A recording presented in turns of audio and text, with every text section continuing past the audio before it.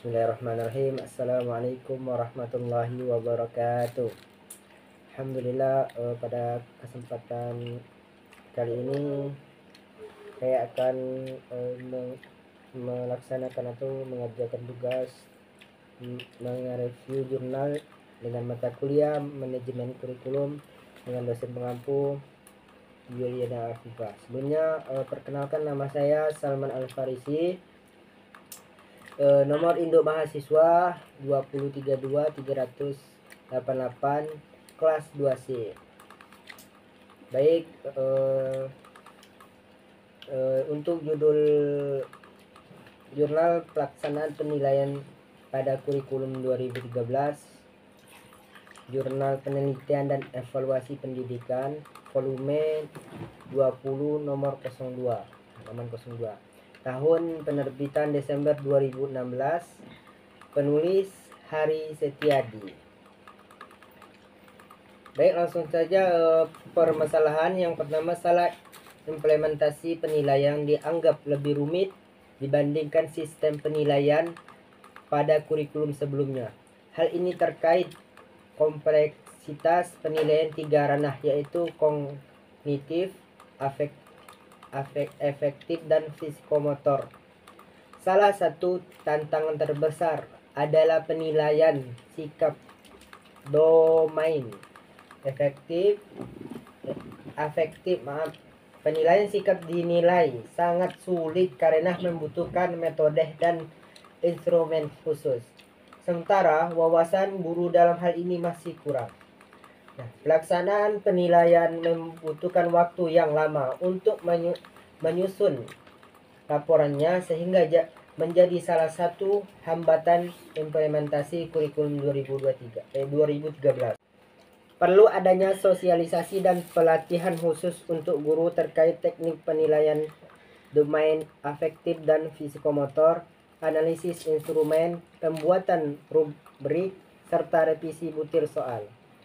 Perlunya kebijakan penyederhanaan pedoman penilaian dan pengkajian kembali penggunaan tentang skor 1-4 dalam penilaian pengetahuan dan keterampilan. Baik, selanjutnya itu tujuan penelitian: mendapatkan fakta gambar di lapangan implementasi penilaian pada kurikulum 2013. Selanjutnya itu sumber data. Kuesioner yaitu mengumpulkan data langsung dari responden melalui pertanyaan yang disusun dalam kuesioner. Kedua, dokumentasi yaitu dokumen terkait pelaksanaan penilaian pada kurikulum 2013 seperti pedoman, laporan, dan dokumen lainnya. Fokus group discussion yaitu diskusi kelompok terfokus untuk memperdalam dan melengkapi data yang diperoleh melalui kuesioner. FGD dilakukan dengan mengajak beberapa narasumber kunci terkait pelaksanaan penilaian pada kurikulum 2013. Jadi 3 sumber data utama yang digunakan penelitian adalah kuesioner, dokumentasi, dan FGD atau focus group diskusi ya. Data-data tersebut kemudian dianalisa secara deskriptif, kuantitatif, dan kualitatif. Baiklah, selanjutnya itu metode penelitian. Formulasi penelitian adalah sekolah di Indonesia jenjang sekolah dasar ataupun menengah.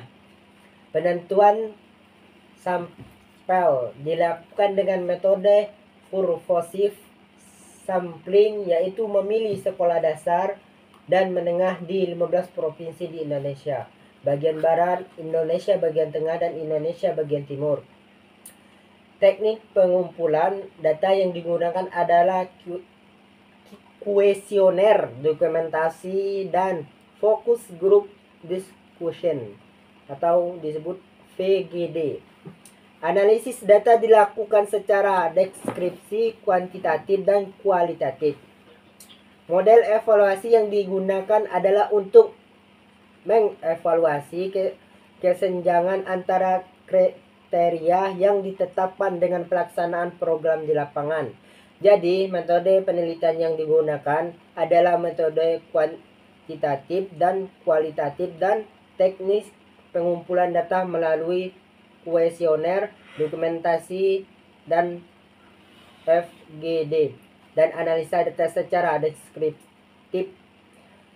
Sampel ditentukan secara purposif dari beberapa provinsi di Indonesia.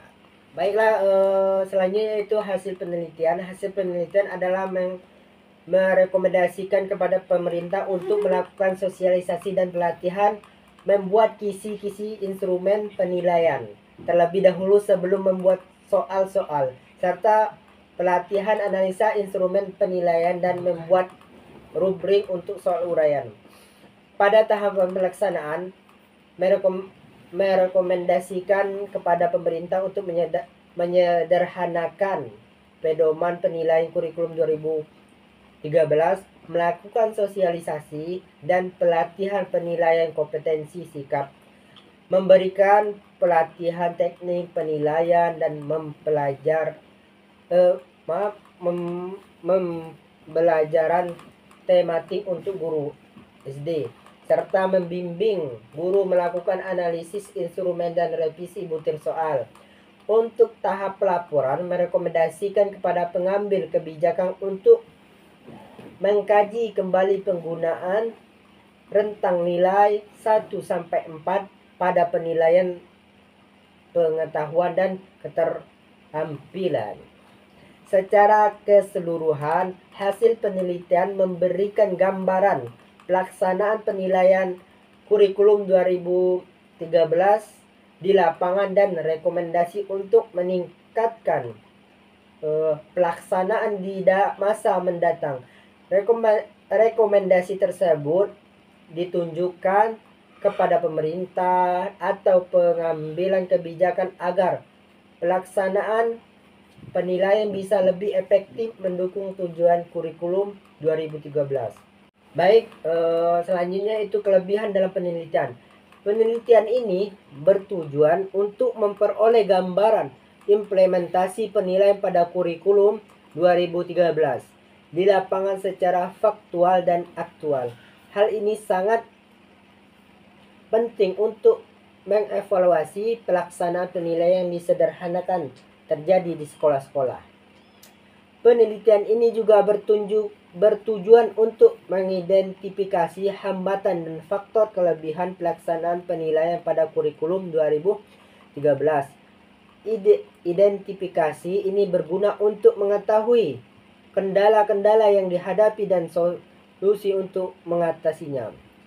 Hasil penelitian ini diharapkan dapat memberikan rekomendasi kebijakan kepada pemerintah dalam melaksanakan penilaian pada kurikulum 2013. Rekomendasi ini sangat berguna bagi perbaiki sistem penilaian di masa yang akan datang. Penelitian ini juga mengambil sampel dari 15